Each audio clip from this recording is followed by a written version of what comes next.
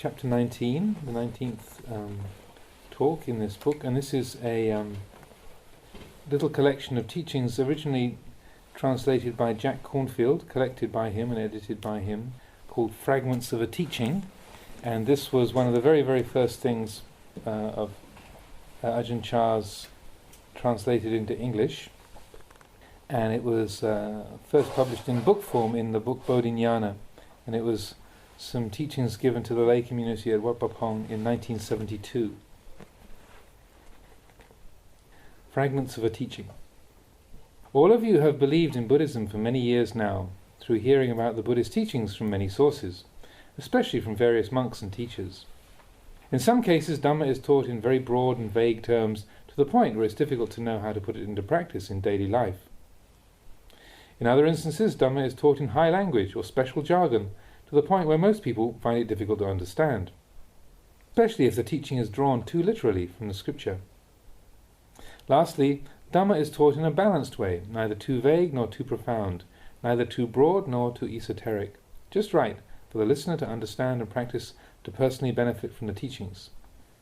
Today I'd like to share with you teachings of the sort I've often used to instruct my disciples in the past, teachings which I hope may possibly be of benefit to those of you listening here today.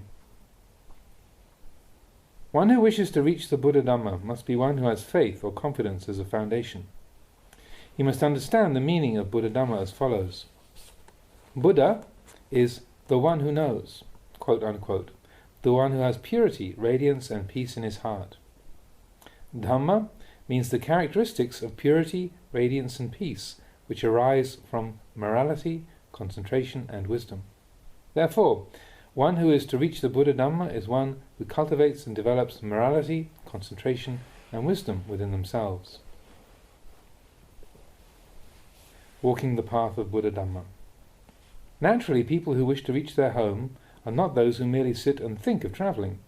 They must actually undertake the process of travelling step by step, and in the right direction as well, in order to finally reach home. If they take the wrong path, they may eventually run into difficulties, such as swamps or other obstacles which are hard to get around. Or they may run into dangerous situations in this wrong direction, thereby possibly never reaching home. Those who reach home can relax and sleep comfortably. Home is a place of comfort for body and mind. Now they have really reached home, but if the traveller only passed by in front of his home, or only walked around it, he would not receive any benefit from having travelled all the way home. In the same way, walking the path to reach the Buddha Dhamma is something each of us must do individually, for no one can do it for us. And we must travel along the proper path of morality, concentration, and wisdom until we find the blessings of purity, radiance, and peacefulness. Peacefulness of mind that are the fruits of travelling the path. However, if one only has knowledge of books and scriptures, sermons and suttas, that is, only knowledge of the map or plans for the journey, even in hundreds of lives one will never know purity, radiance and peacefulness of mind. Instead, one will just waste time and never get to the real benefits of practice. Teachers are those who only point out the direction of the path. After listening to the teachers, whether or not we walk the path by practicing ourselves and thereby reap the fruits of practice is strictly up to each one of us. Another way to look at it is to compare practice to a bottle of medicine that a doctor leaves for his patient. On the bottle is written detailed instructions on how to take the medicine, but no matter how many 100 times the patient reads the directions, he's bound to die if that's all he does. He will gain no benefit from the medicine. And before he dies, he may complain bitterly that the doctor wasn't any good, that the medicine didn't cure him. He will think that the doctor was a fake, or that the medicine was worthless. Yet he has only spent his time examining the bottle and reading the instructions. He hasn't followed the advice of the doctor and taken the medicine. However, if the patient actually follows the doctor's advice and takes the medicine regularly as prescribed, he will recover. And if he's very ill, it will be necessary to take a lot of medicine. Whereas if he is only mildly ill, only a little medicine will be needed to finally cure him. The fact that we must use a lot of medicine is a result of the severity of our illness. It's only natural, and you can see it for yourself with careful consideration. Doctors prescribe medicine to eliminate disease from the body. The teachings of the Buddha are prescribed to cure disease of the mind, to bring it back to its natural healthy state. So the Buddha can be considered to be a doctor who prescribes cures for the ills of the mind.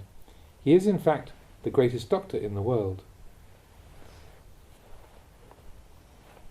Mental ills are found in each one of us without exception. When you see these mental ills, does it not make sense to look to the Dhamma as support, as medicine to cure your ills? Travelling the path of the Buddha Dhamma is not done with the body. To reach the benefits, you must travel with the mind. We can divide these travellers into 3 groups. First level.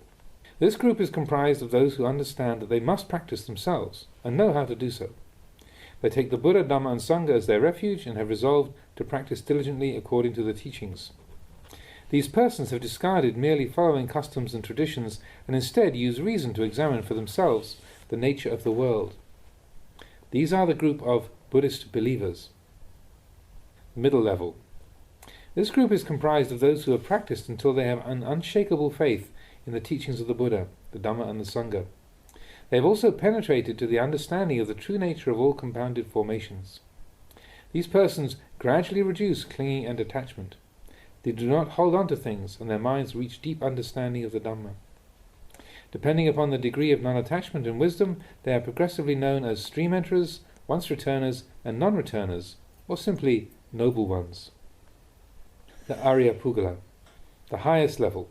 This is the group of those whose practice has led them to the body, speech and mind of the Buddha. They are above the world, free of the world, and free of all attachment and clinging. They are known as Arahants, or free ones, the highest level of the noble ones. How to purify one's morality.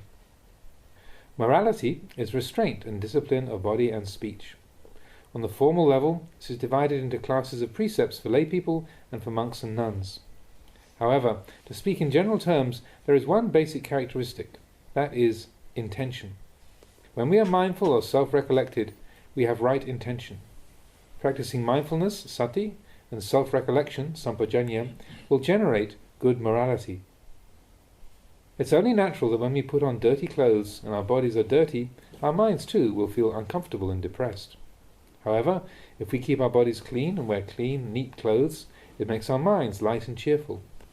So too, when morality is not kept, our bodily actions and speech are dirty, and this is cause for making the mind unhappy, distressed and heavy.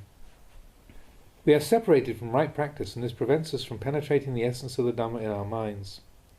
Wholesome bodily actions and speech themselves depend on mind, properly trained, since mind orders body and speech. Therefore, we must continually practice by training our minds. The practice of concentration. The training in concentration, samadhi, is practiced to make the mind firm and steady. This brings about peacefulness of mind. Usually our untrained minds are moving and restless, hard to control and manage. Mind follows sense distractions wildly, just like water flowing this way and that, seeking the lowest level. Agriculturalists and engineers, though, they know how to control water so that it is of greater use to mankind.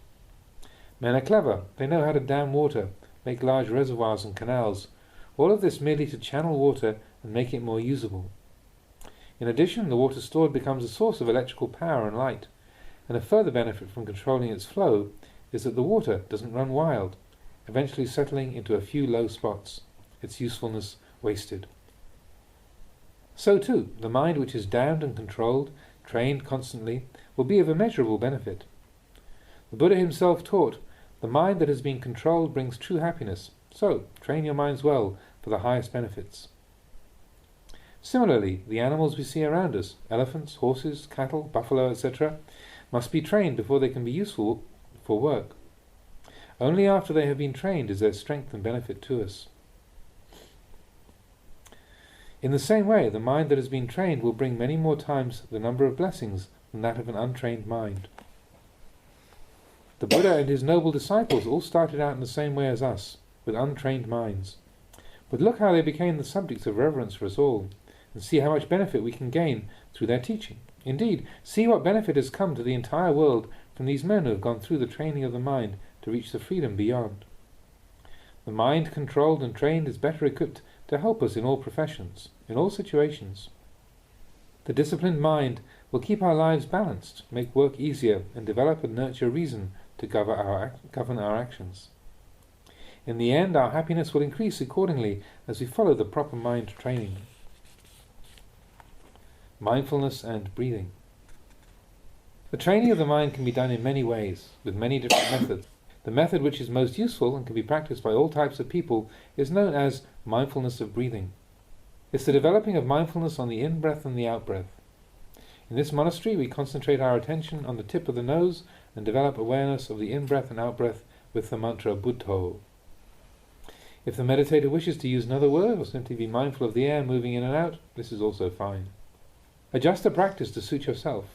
The essential factor in the meditation is that the noting or awareness of the breath be kept at the present moment, so that one is mindful of each in-breath and each out-breath just as it occurs.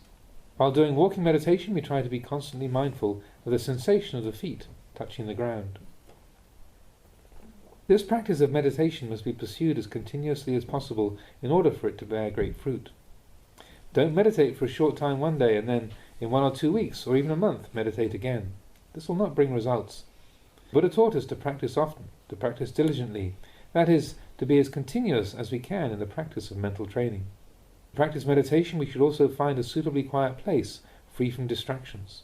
In gardens or under shady trees, in our backyards, or in places where we can be alone are suitable environments. If we're a monk or a nun, we should find a suitable hut, a quiet forest or a cave. The mountains offer exceptionally suitable places for practice. In any case, wherever we are, we must make an effort to be continuously mindful of breathing in and breathing out. If the attention wanders to other things, try to pull it back to the object of concentration. Try to put away all other thoughts and cares. Don't think about anything. Just watch the breath. If we are mindful of thoughts as soon as they arise and keep diligently returning to the meditation subject, the mind will become quieter and quieter. When the mind is peaceful and concentrated, release it from the breath as the object of concentration. Now begin to examine the body and mind comprised of the 5 khandhas: material form, feelings, perceptions, mental formations and consciousness. Examine these 5 khandhas as they come and go. You will see clearly that they are impermanent, that this impermanence makes them unsatisfactory and undesirable, and that they come and go of their own. There is no self running things. There is to be found only nature moving according to cause and effect. All things in the world fall under the characteristics of instability, unsatisfactoriness, and being without a permanent ego or soul. Seeing the whole of existence in this light, attachment and clinging to the khandhas will gradually be reduced. This is because we see the true characteristics of the world.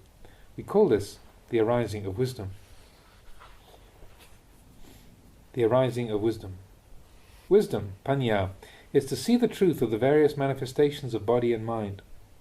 When we use our trained and concentrated minds to examine the 5 khandhas, we will see clearly that both body and mind are impermanent, unsatisfactory, and soulless.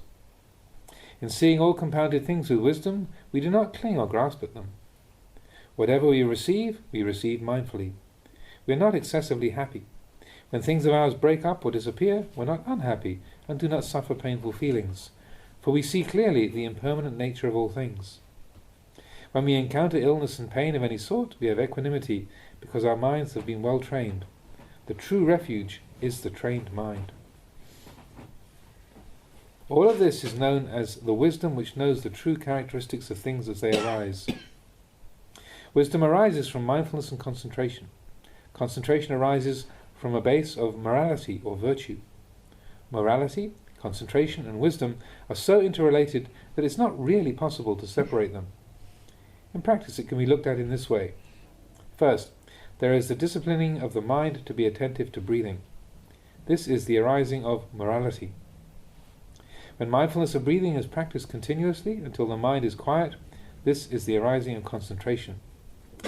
Then examination, showing the breath as impermanent, unsatisfactory and not self, and the subsequent non-attachment to it, is the arising of wisdom. Thus the practice of mindfulness of breathing can be said to be a course for the development of morality, concentration and wisdom. They all come together. When morality, concentration and wisdom are all developed, we call this practicing the Eightfold Path, which the Buddha taught as our only way out of suffering. The Eightfold Path is above all others because if properly practiced, it leads directly to Nibbana, to peace. we can say that this practice reaches the Buddha Dhamma truly and precisely. Benefits from practice. When we have practiced meditation as explained above, the fruits of practice will arise in the following 3 stages. First, for those practitioners who are at the level of Buddhists by faith, there will arise increasing faith in the Buddha, Dhamma and Sangha. This faith will become the real inner support of each person. Also, they will understand the cause and effect nature of all things. That wholesome action brings a wholesome result, and that unwholesome action brings an unwholesome result. So, for such persons, there will be great increase in happiness and mental peace. Second, for those who have reached the noble attainments of stream winner, once returner or non-returner, they will have unshakable faith in the Buddha, Dhamma and Sangha. They are joyful and pulled towards Nibbana. Third, for those arahants or perfected ones, there will be happiness, free from all suffering. These are the Buddhas, free from the world, complete in the faring of the holy way. We have all had the good fortune to be born as human beings and to hear the teachings of the Buddha. This is an opportunity that millions of other beings do not have. Therefore, do not be careless or heedless. Hurry and develop merits. Do good and follow the path of practice in the beginning, in the middle, and in the highest levels. Don't let time roll by unused without purpose. Try to reach the truth of the Buddha's teachings even today. Let me close with a Lao folk saying. Many rounds of merriment and pleasure past, soon it will be evening. Drunk with tears now, rest and see, soon it'll be too late to finish the journey.